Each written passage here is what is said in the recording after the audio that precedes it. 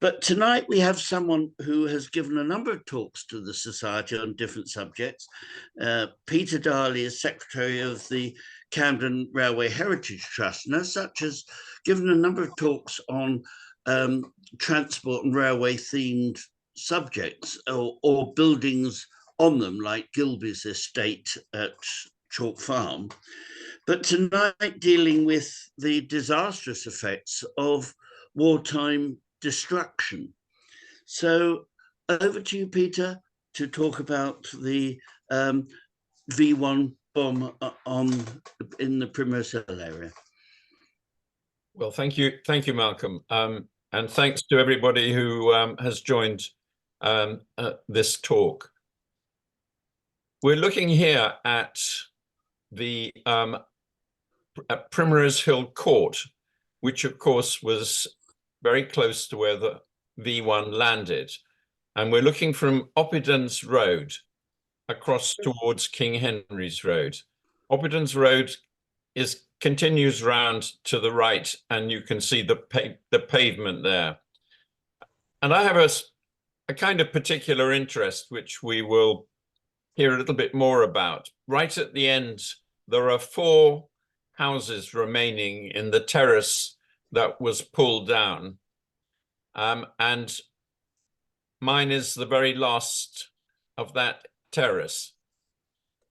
So we're going to learn a little bit about the Chalcot Estate and how the Chalcot Estate developed over the 100 years or so from its start in around about 1830. We're also going to learn about the development of these revenge weapons as the V1 sort of translates into its German name, and which obviously Hitler was trying to use to change the course of the war. And we will learn how those two, the Chalcot Estate and the V1, impacted and what happened in the aftermath. So that's where we're going, and we will start now, if this works, which it should. It was. Oh, are we on slide show? Yes, we are.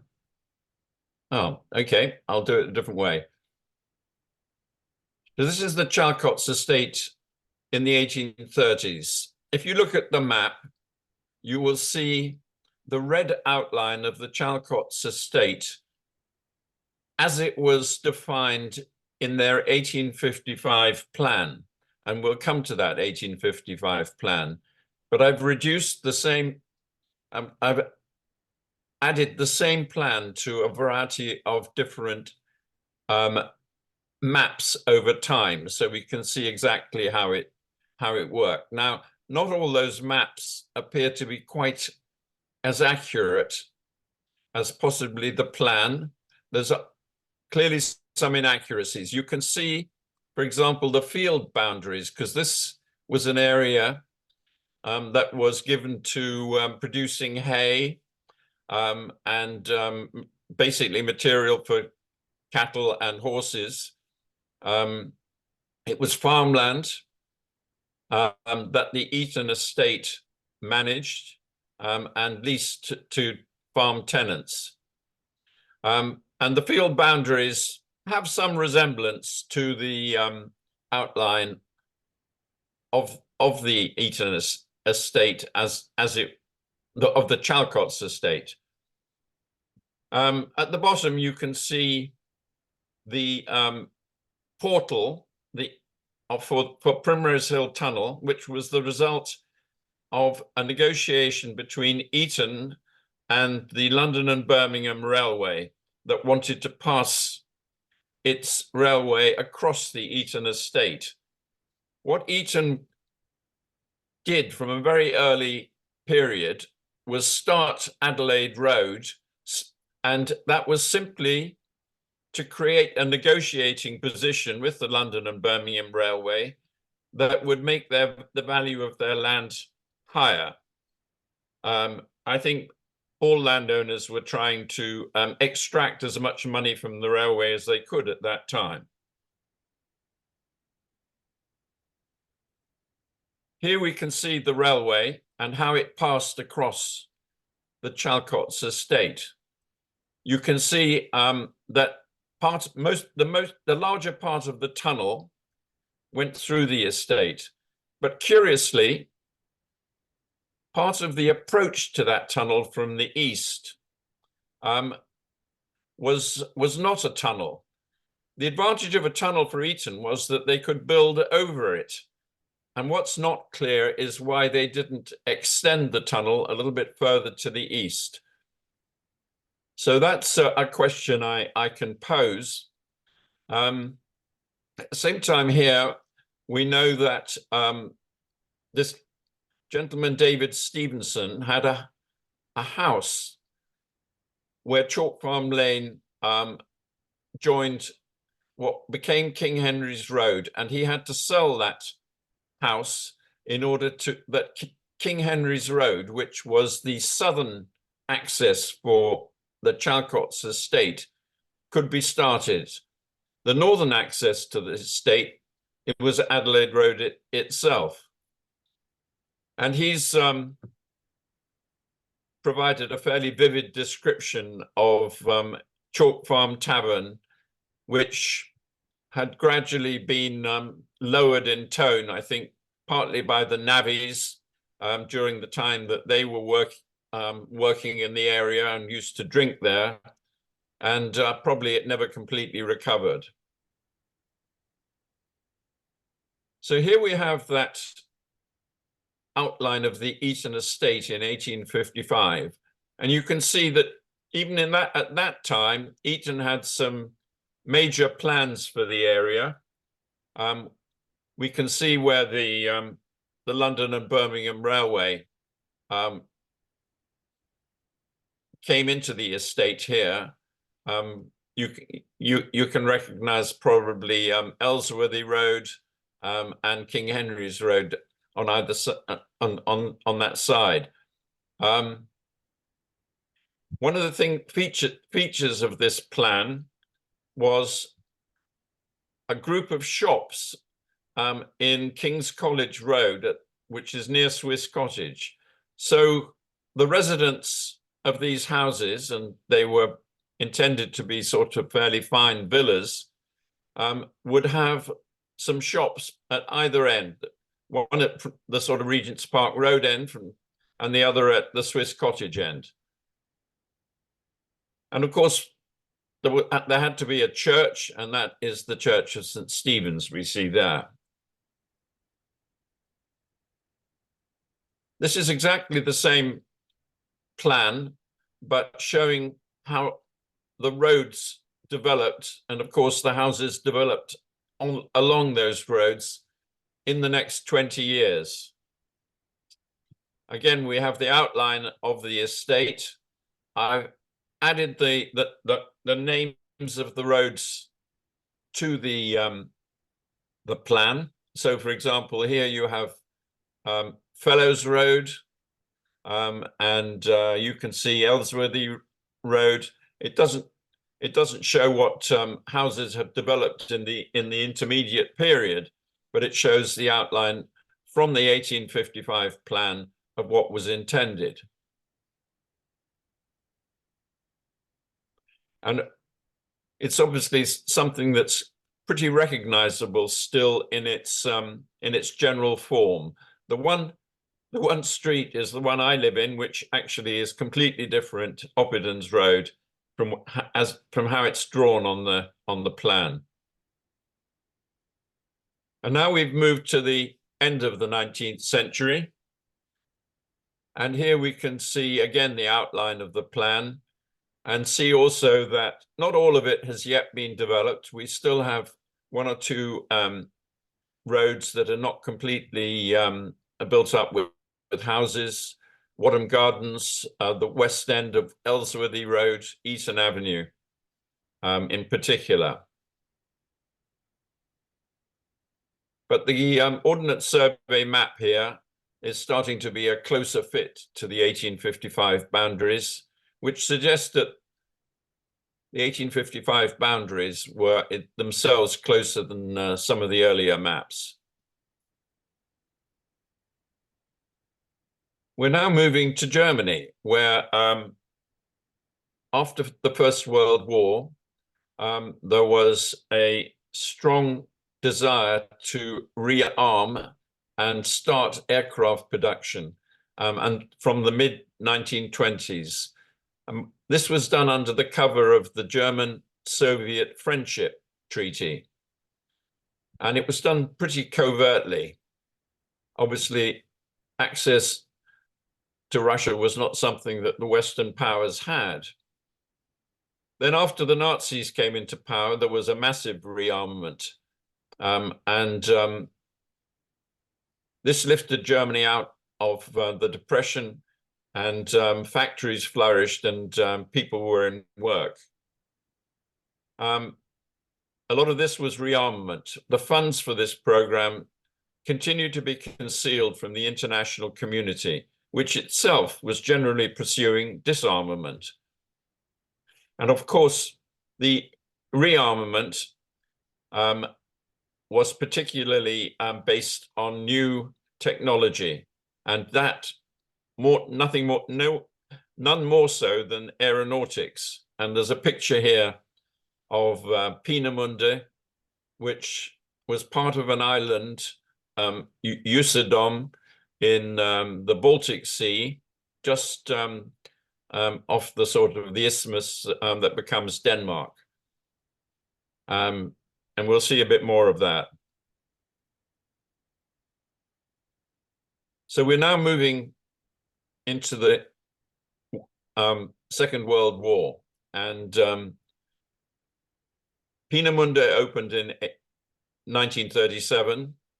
One of the first people there was Werner von Braun, who had been recruited to basically set it up as a joint army and Luftwaffe test site. He had already spent probably 10 years playing with rockets and that sort of stuff, with some basically a group of friends.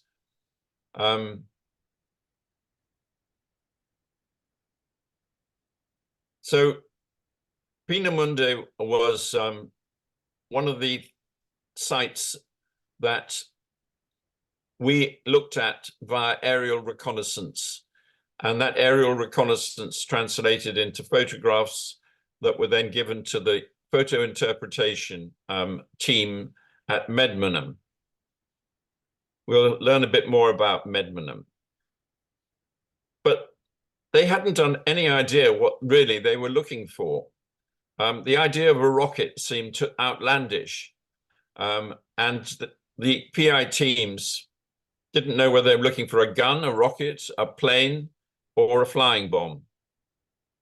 The first evidence they found was of these V2 rockets on launch pads, and they found that in June 43. But it needed scientists to accept this evidence, because the scientists had been basically told by politicians that the last thing they must do is alarm the public. The great success of this PI team was actually discovering this tiny object, which was the cruise missile that became the V1, on its ramp, basically sort of stretched out to sea, and confirming that was a great success. This is basically a complete diversion, but there were many Germans that disapproved completely and were against the rearmament, and especially the Air Force rearmament, and wanted to warn Churchill and Britain and the politicians here that of this rearmament that was going on. So they basically campaigned in this country. They emigrated, they left Germany, or they were thrown out. They still had contacts there, but they formed this group called the Primrose League, just a couple of doors away from where I live, in the late 30s.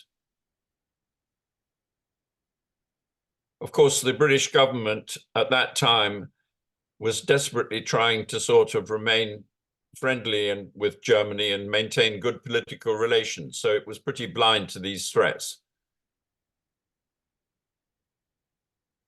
Now, the MI4 at RAF Medmenham were responsible for the aerial reconnaissance and for photo interpretation. And Medmenham sort of matches Bletchley Park in terms of its data gathering and intelligence analysis. As I said, both attracted people of exceptional brilliance, and Medmenham staff tended to be the older ones, people that could look at a photograph and interpret what they were seeing there, rather than mathematical kind of geniuses who could use computer technology. And it seems that archaeologists proved to have many of the analytical skills required, and much of the Cambridge Department of Archaeology ended up working in Medmenham.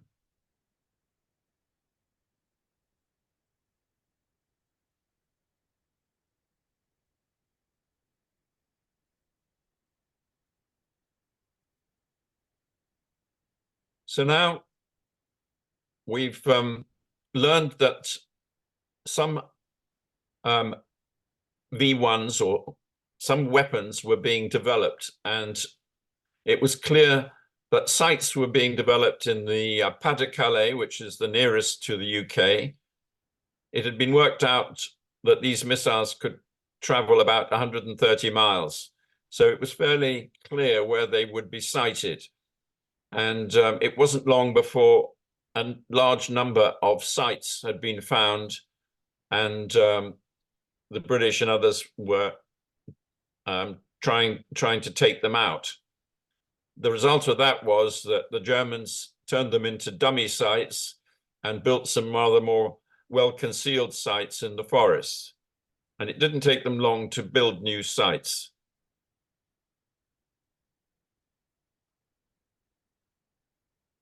So this is this is the V1, the Vengeance weapon. It was an early cruise missile, made pretty much of rubbishy material, welded sheet steel, wings of plywood, by slave labor. And of course, it had this sort of doodlebug name because of its pulse jet engine. And what it had was an anemometer, a sort of wind vane on the front, which as it turned would move an odometer, like your car mileometer. And when that reached zero, fuel supply, when that odometer reached zero, the fuel supply was cut off. And at that point, the V1 plunged to its target, which it did pretty silently. So the silence was part of the of what proved terrifying for those threatened.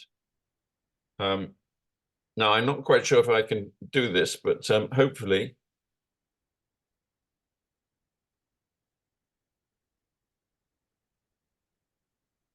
I'm not quite sure how this works. Normally, I can get the V1 to actually. Oh, here we go. So this is the sound of a V1.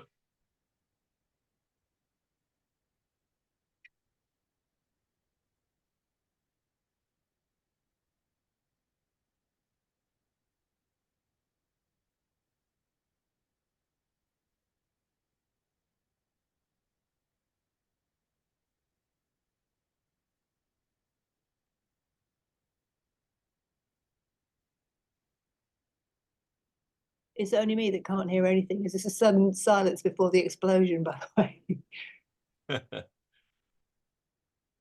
This is a picture of the V1s being taken to their sort of launch site. They called these areas J sites, because the new rockets, the ones that hadn't been launched, were protected behind a sort of concrete wall, and then taken round the corner to where the launch site was. And later on, these launch sites were basically established in the forest, and you can see one on the right-hand side there. The reason for these catapults was that the V1, not under its own power, couldn't attain takeoff speed, so it would just have fallen off the end of the catapult. It needed a powerful push to reach 200 miles an hour, and that's what the sort of non-stall speed would have been. After that, it would have been spending fuel and getting lighter, and therefore increasing in speed. So it accelerated to about 400 miles per hour over London as the fuel burnt off. Obviously, there were a lot of these V1s launched from the middle of 1944.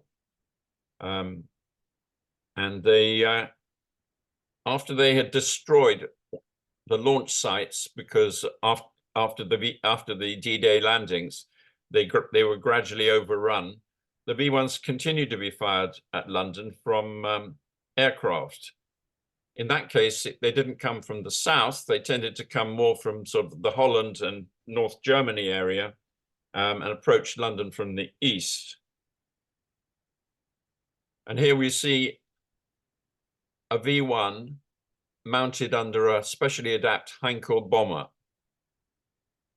And it was just this kind of an aeroplane that launched the V1 that we're going to be looking at.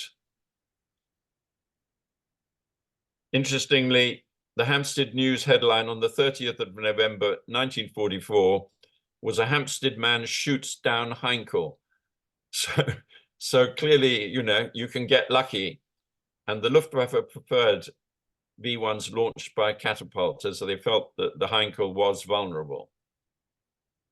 It wasn't just London that was vulnerable to all of this. There were many V1s launched against Antwerp, and particularly V2s. They sustained more of these rockets fired at them than anywhere else. But not all V1s were successful in landing and creating damage. Maybe some 30% or so were shot down or down by aircraft, or destroyed by barrage balloons. And we can see at Spitfire that was a fast enough plane to be able to fly at the 300 or 350 miles an hour that was needed to get its wings underneath the wings of the V1 and tip it. I've shown the V1 striking King Henry's Road. Here we're on the sort of the north side of King Henry's Road. Do I mean that? No, I don't.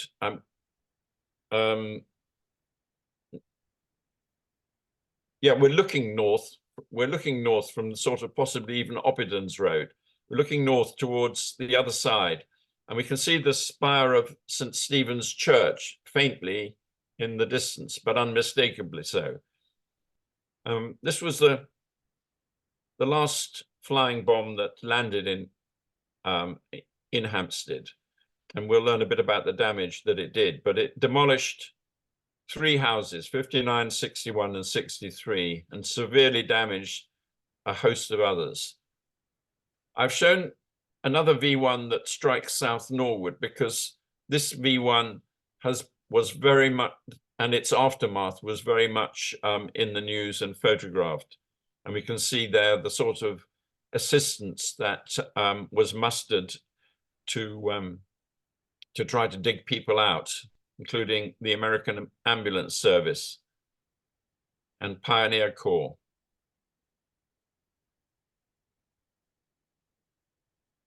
So what did happen after the V1 landed in King Henry's Road?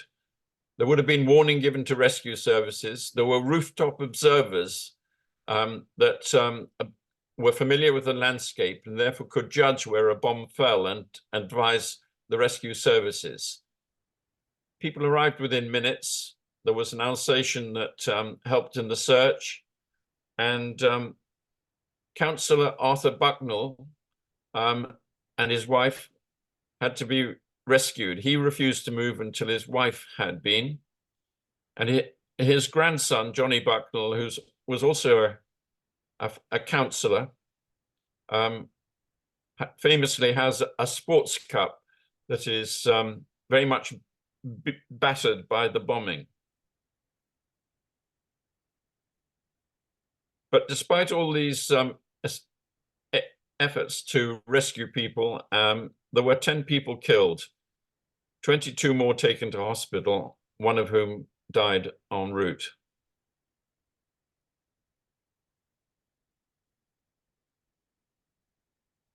This is a list of the fatalities from that bomb. We could note particularly Walter Leaney. At 65, he was a keeper at the zoo. He'd been there all his life. And the Zoological Society of London War Memorial in the zoo commemorates him. One of the Bucknells died, and there's also a doctor, Norman Joint. Sometimes he's described as being the local GP, but in fact he was a homeopath. He had won the MC in the First World War for rescuing people trapped in a so-called camouflet, which apparently was a cavern underground created by a bomb into which gas, it appears, was escaping. But I don't know if this was poison gas or whether it was some other form of gas. This is a schedule of the war damage to the Chalcot Estate. The picture on the left is of Oppidans Road. The picture on the right is of the entrance to Primrose Hill Tunnel. We can see here that the 3 houses that were completely destroyed and where the fatalities were. A large number, 10 houses were damaged beyond repair, and a very large number, 86, seriously damaged in all kinds of roads, including Oppidans Road, Oppidans Mews, Ainger Road, and so on.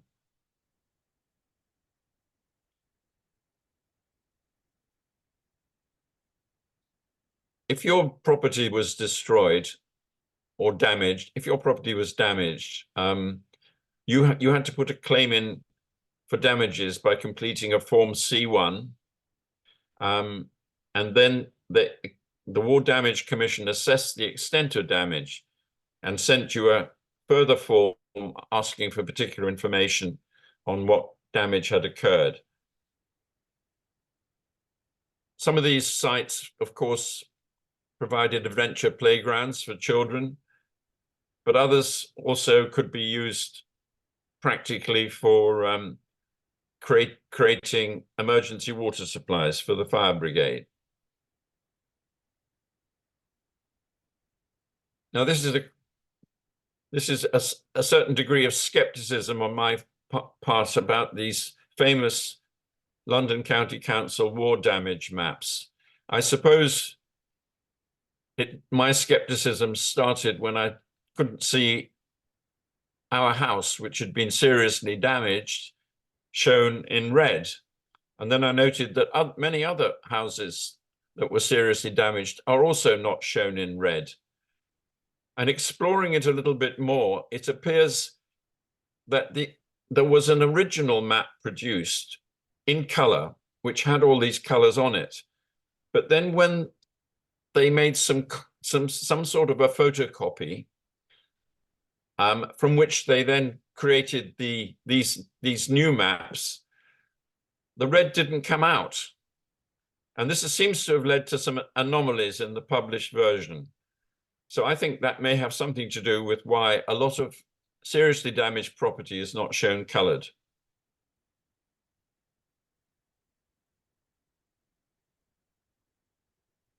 This is the other revenge weapon, the V2 rocket. While the V1 was the plaything, as I put it, of the Luftwaffe, the V2 was developed for the army. The last one fell here on Primrose Hill. This is the last one that fell on the Hampstead Borough. It fell close to Barrow Hill Reservoir. It caused a little bit of personal casualties, but not that serious. In fact, all the damage seems to have been to houses and pretty much the same properties as had been affected by the V1.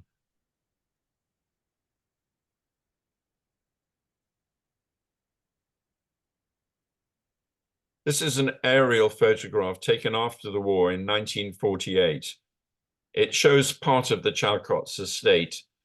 In particular, we can see that triangle on the left, which has Ainger Road, Primrose Hill Road, and King Henry's Road, and Oppidance Road sort of in the middle, from left to right. You can see where Primrose Hill Court is going to be developed, because that's the area where the houses have been destroyed. Many of those houses that were damaged beyond repair have been taken down, and there's still one or two that haven't been taken down. You can also see historically, there's some interest here. I think that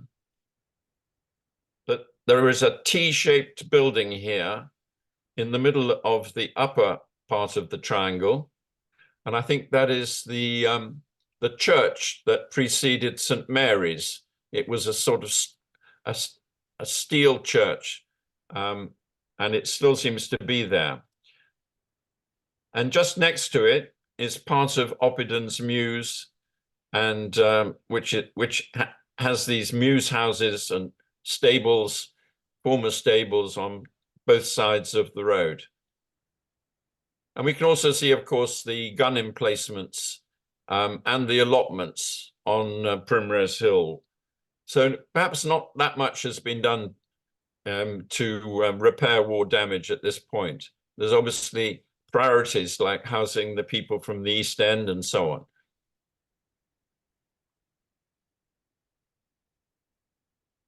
Now, the area that we're interested in between King Henry's and Oppidance Road was the subject of a compulsory purchase order. This was part of the Eton estate, the Chalcot Estate.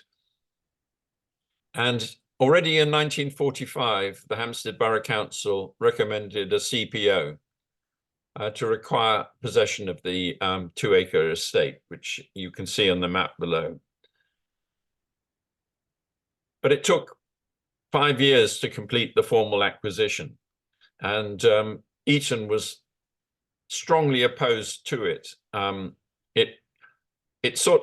that time, it thought it faced the threats of further CPOs, and clearly one strategy was to play tough, and that's what it started by doing. This is the court at Eton College. The archives are housed immediately to the right of the clock tower. Eton objected to the compulsory purchase order in December 1945 and put it in the hands of its lawyers. But the lawyers clearly didn't see many grounds for objection, given the powers that had been vested in local councils by the 1936 Housing Act. It wanted to kind of recover the capital value of the ground rents up to the expiry of leases. Now, these were 99-year leases, and we will have a look at and see when they did expire. But the ones in King Henry's Road and Oppidans Road expired in 1961 and 1964. So there was some value still in these. And there was also value, Eaton thought, in what they called the reversion, to put the houses into the state they were in before damage. They would receive only a share of all of this because any war damage was apportioned between the lessees, the people who had, who had leased these houses on their 99-year leases and had bought those leases, the tenants, and of course, Eton College as the freeholder. So Eton was seeking compensation, not just for that, but also for what they considered to be the negative impact on the estate of any new development. Unfortunately, this claim was not helped by the division of all these houses in King Henry's Road, Oppidans Road, and Ainger Road into multiple occupation properties. These roads had gone very much down market, multi-occupation, and some of them, they weren't slums exactly, but they were not that valuable. Another Eton tactic was to engage a leading planner to prepare a sort of preemptive plan as a reaction to the CPO threat. We'll see that on the next slide. But Eton eventually, after 5 years, had to abandon its claim after it was rejected by the solicitors acting for the London Borough of Hampstead. And here we see a plan that Eton produced, again with the Chalcot Estate outlined, and I've added at the top there the various houses that went and the dates they fell in. So you can see that the first houses that fell in had fallen in 1945. And were presumably still, that there was presumably still some sort of extension that was going on. Whereas if you look at 1964, some 500 houses were due to fall in at that time. So this was the planners' sort of ideas for creating an alternative plan that Eton could sell. Anyway, Eton still was keen to raise capital from the Chalcot Estate. Its finances weren't in great condition. And of course, the leases all falling in offered an opportunity to sell property. And to either for development or to sell the leases. Some of those leases were sold. In other cases, they sold the property for development. We'll see more about that.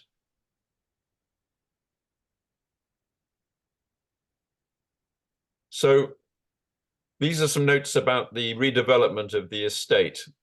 We've seen already the houses that were going to fall in, whose leases would fall in.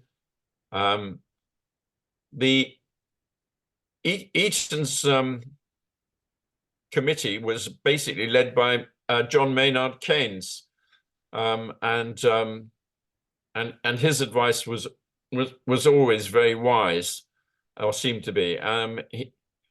He could see that it would be better to start planning to redevelop the area and sell it. Of course, at that time, the word Victorian had become pretty much one of abuse in planning circles, and people may remember in the 1960s how so much of Gloucester Avenue and other places were pulled down for new modern large-scale housing with up-to-date facilities. Sort of conservation and the the repopulation of the area by the middle classes had barely begun at that time. At the time we're talking about here, which is sort of in the late 50s, 60s. And we can see at the in the bottom there, I've noted that Wadham Gardens, Ellsworthy Road, and parts of Eaton Avenue, which were the last roads to be developed, were saved from this kind of wholesale redevelopment by the length of their unexpired leases. They were also houses that had fallen pretty much into disrepair, but they were saved by the length of their leases. So this is a picture of the 4 quick tower blocks that Camden put up. There were quite a lot of threats that Eaton recognized at that time, including the North Cross route, also the further compulsory purchase orders, and so on. So they had planned Quixwood as a new estate. But Camden Council saw these new 3-story terrace houses as basically intended for the luxury market, and insisted on taking over some of the land to erect these 4 23-story tower blocks, which I have said is a fairly controversial social housing counterbalance. They had very dense accommodation with low ceilings, and of course they rather spoilt the view from the top of Primrose Hill. And this is a plan that was copied from the Eaton archives, which shows the development of this part of the Chalcot Estate over 8 phases from July 1966 to January 1970. And we can see A, B, C, and D just north, which are the 4 tower blocks that were reserved to Camden. I assume that was a condition of planning approval.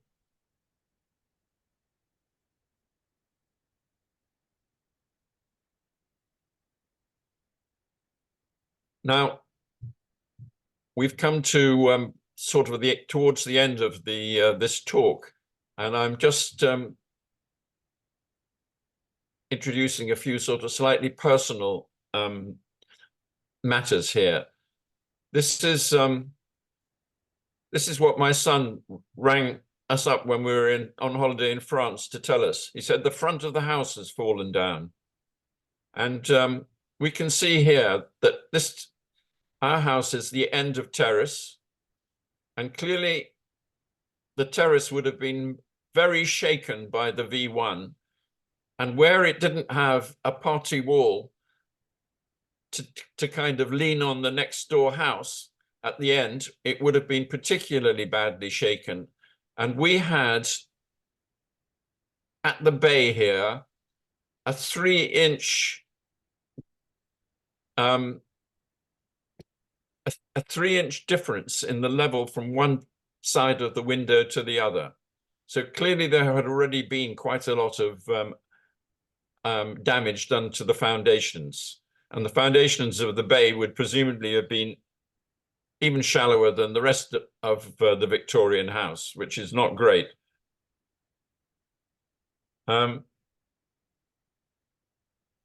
So we wouldn't have been the only house in the neighbourhood. I haven't really done a local survey, but I know that our neighbour, with whom we were very friendly, he was standing in pretty much the same room in his house next door when a large part of a decorative cornice fell down, nearly hitting him.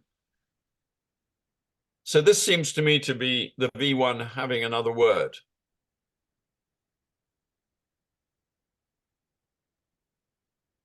We also have spent time trying to dig out an Anderson shelter. The previous owners had basically taken out the top covers, the curved top covers, and that seemed to be fairly simple to do. And then basically just sort of piled earth all around it, and so creating an artificial bank. But we found that when we planted trees on this in this area, they all seemed to start shriveling in the middle of the summer. And when we dug down to find out what the cause was, we found an extraordinary array of household equipment, prams, bedsteads, water tanks, an enormous amount of broken glass. So we could do a little bit of clearing out and dumping this sort of stuff. And then we just tried to fill it with compost. And now we have some trees that are growing there fairly happily, but the Anderson shelter is still there. It does not look like the sort of place that you or I might want really to spend the night when the air raid sirens sounded. But the biggest aftermath of the war is probably in Germany. The data that MI4 gathered has been absorbed into GCHQ, Cheltenham, into the Aerial Reconnaissance Unit. And unlike MI5 and MI6, MI4's name has not sort of continued in common currency. But there is an enormous benefit to this aerial reconnaissance used by the German people and German local authorities, because it can tell them, it can give them information if they can follow a pattern of bombs that have gone off. It can give them a pattern as to where an unexploded bomb might be. And the British and Americans dropped so many bombs on Germany, about 10% of which didn't explode, many with these complex time delays. And whereas in clay, this bomb would hit the ground and simply explode, in much sandier soil, as is typical in parts of Germany, it's coming down at an angle anyway, and it sort of turns a corner. It does a sort of slight U shape. And in that case, the chemical, which is designed to dissolve and create the fuse that explodes the bomb with the time delay, doesn't work until somebody digs the bomb out and inadvertently ends up creating that chemical reaction. Now, the most heavily bombed area was Oranienburg, and there's a picture there of a house that he had built his house over this, pretty much over this unexploded ordnance. And eventually it was discovered, and his house basically was destroyed.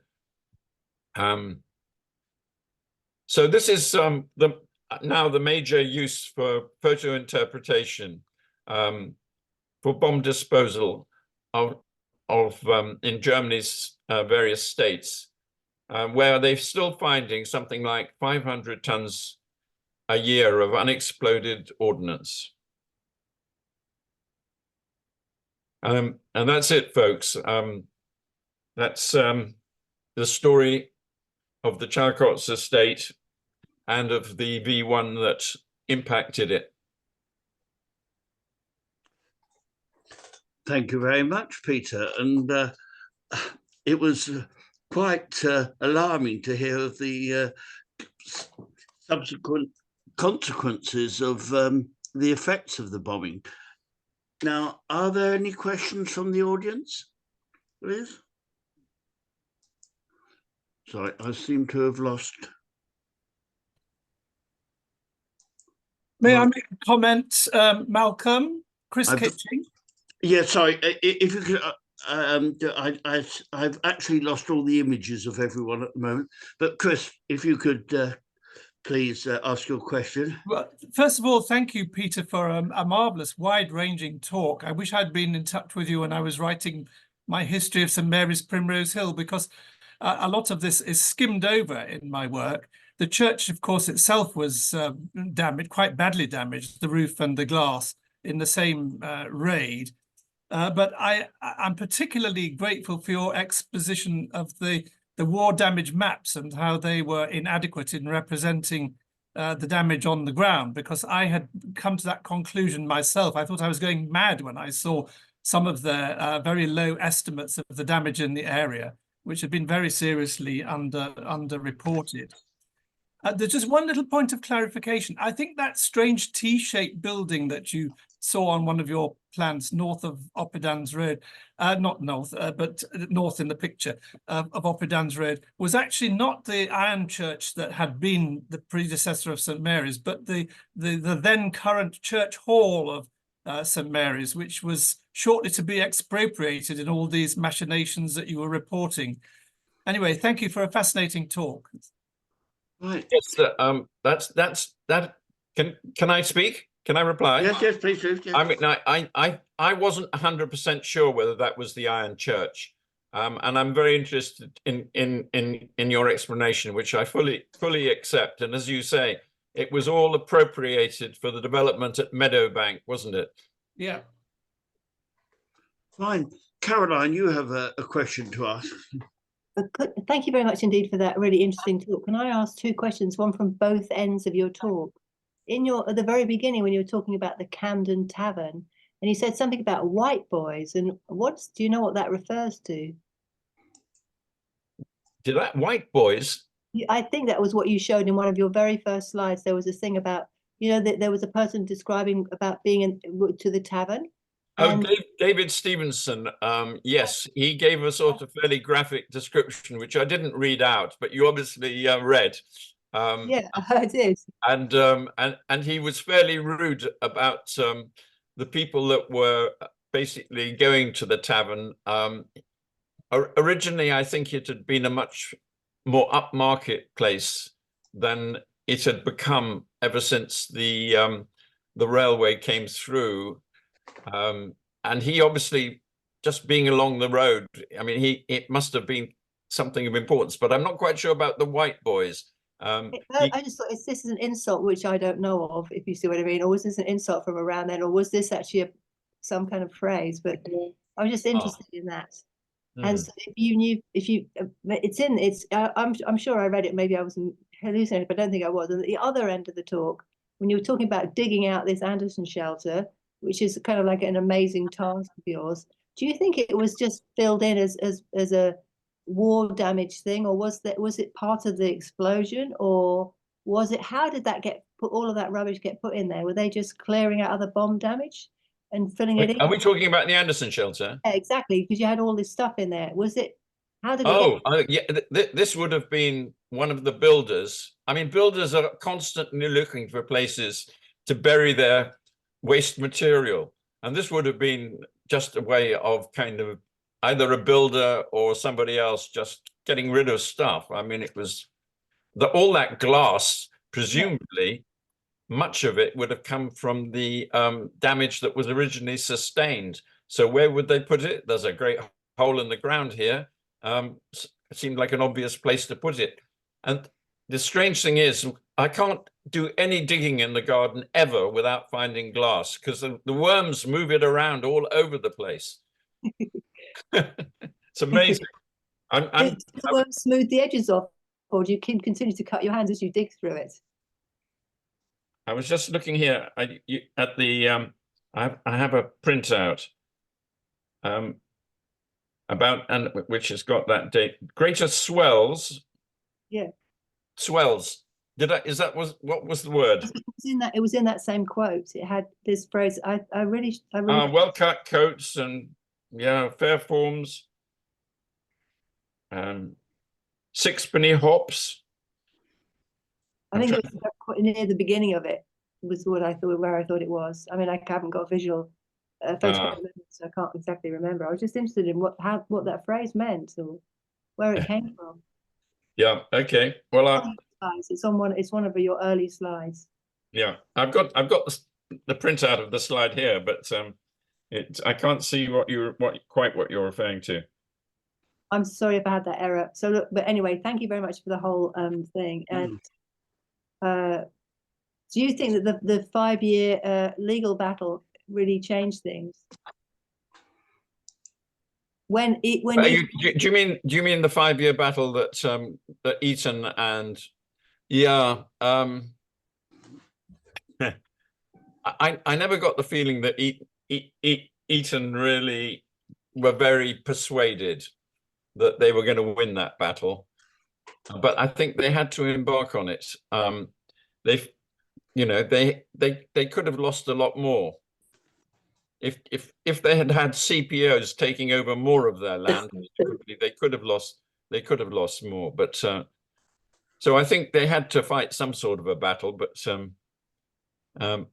they ended up making something like £1 million, which in those days was not inconsiderate. But they clearly needed, money after the war. What I meant was how much it changed the housing supply offered to local people in that area, because they couldn't do anything on that land, presumably for 5 years while they argued about it. No, they couldn't. No, there wasn't an awful lot, I think, really being done in those days at that. Not a lot of new stuff was being built. It took a long time really to get things off the ground, it seemed to me, after the war. Yeah. Thank you very much. Right, are there any other questions? Yes, from me, Roger Klein. Yeah, Roger. You played us the noise of a V1, but as far as I heard it, it was absolute silence. Yes. Well, I remember the V1s, and they weren't silent until the odometer cut the fuel out. They droned on, and you could hear the drone, and when the drone stopped, that was when you dived for under the stairs or under the dining room table. But you only had about 4 seconds to get there before it descended from a few thousand feet to hit your house. I'm very disappointed if you didn't hear the sound, because I could hear it so clearly here, and had it been a live talk, you would have heard it as well. So it seems as if it didn't work across the ether. Yes, that does happen sometimes with videos as well, where we've tried it with this too. Yeah. Peter, we had this problem with the talk last night. Apparently, when you change a screen share, there's a tick button somewhere that you've got to share your audio as well. Ah, right. Well, I can always give you the sound of if we can do that, I can always try again. If it's a loud enough sound, it will cut out. Zoom will try and protect our ears from a loud sound. So you have to do something to your audio settings to stop that. Otherwise, it will try and save us. Well, you can have another go, Peter, see if it will work this time. So where do I find share screen? So somewhere on the screen there's something about share your audio. Oh, here we are. Share screen. Because somebody was you've probably heard of Wingfield Station near Share Darley, sound. and they've tried to show a video. Share sound. Yeah. Okay, I've got that in. Now let me see if I can pull it up.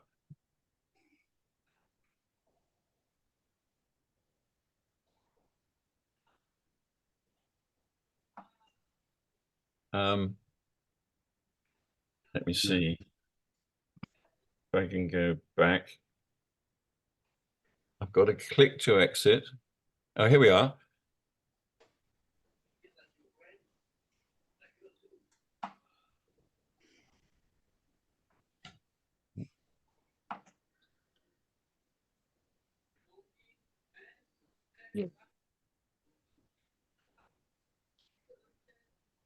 Right, we're getting there.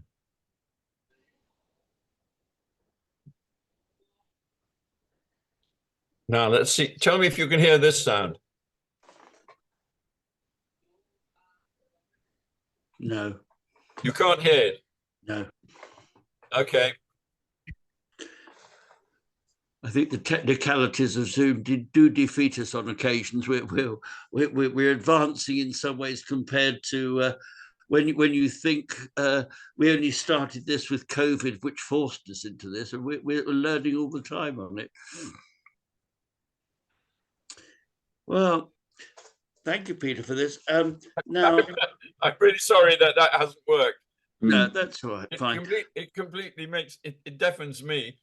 Well, Yeah. of course, you you've visited the site of a emergency water tank, because that's what Keene House Model Railways Club's headquarters is built on. Ah. Oh. And my young lady's sister Helen worked in the cipher somewhere in the Foreign Office. And when one of these V1s first appeared, she turned to Pam and her father and said, "Oh, it's one of these pilotless so and so's." He said, "Don't be daft." And she was right, because of course she knew because of the intelligence business that she wasn't supposed to tell anybody. She knew about them. Yeah. Caroline Cooper's trying to ask a question. I know. I can see her putting her hand up. I beg your pardon. Thank you very much. One of the other Carolines, I see there are three of us. It's only an anecdote, actually. Hello, Peter, thank you. My parents bought, well, the inaccuracy of the war damage map, the whole of Regent's Park Road looked red like it was damaged, but most of it wasn't, in fact. I mean, maybe slightly shaken. But my father, who was a very modest architect, aged 38, was able to buy a large house in Regent's Park Road in 1946, but it had been empty all through the war. And the cast iron bath, which had been on the first floor, had gone down through the kitchen floor into the basement. So that's how rotten the house was. But Peter, I didn't know there'd been Bucknells around much longer, because Barry Bucknell, the original DIY man, our Johnny's father, put our house back together. Ah. No. I remember my father looking at his watch and saying 10 o'clock, Bucknell's still not here. It was just like everybody waiting for the builders. But the house wasn't war damaged. It was marked very red on that map you showed. It was just been empty. I mean, they have such a high reputation, these LCC maps, and in a way, just the very fact that they've been produced is wonderful. But they don't appear to be reliable. Mm. Yeah. Right. Are there any more questions? Now, if you want a little bit of further reading, well, there's lots of books on bombing in London itself at war. There are a number of local publications that you might be interested in. Two of them sold by the Camden History Society. There's the publication Hampstead at War, which was originally produced by Hampstead Borough Council in 1947, and then reproduced by the Camden History Society in 1977.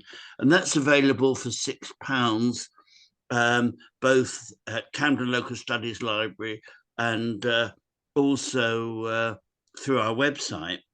And we also have a publication which is a detailed account by one of the St Pancras Council staff, Charles Newbury, called Wartime St Pancras, a London Borough Defends Itself, which is for sale for £7.50. And in Camden Local Studies and Archives Centre, you can buy a publication that was produced many years ago by the centre, selling originally for £3.50, but it's now available for £1 there. All of these publications have illustrations and a lot of information locally, and are certainly worth adding to your collection if you haven't already had them. But anyway, Peter, thank you very much for a fascinating talk, not just about the bombing itself, but about the development of the estate and what happened to it as a result of the war and other developments. I felt it was, I first walked through the Chalcot Estate in 1966 when I walked to Swiss Cottage Library, which was then the centre of Camden's libraries in the borough. And I was walking through estates which were parts of it about to change totally, and saw the wonderful Victorian houses which had fallen out of favour by then. And there's all that sense of regret to me that they hadn't been restored. It would have been so wonderful to have kept them. But thank you, Peter, for once more an excellent informative talk to the Society. Thank you very much indeed. Thank you.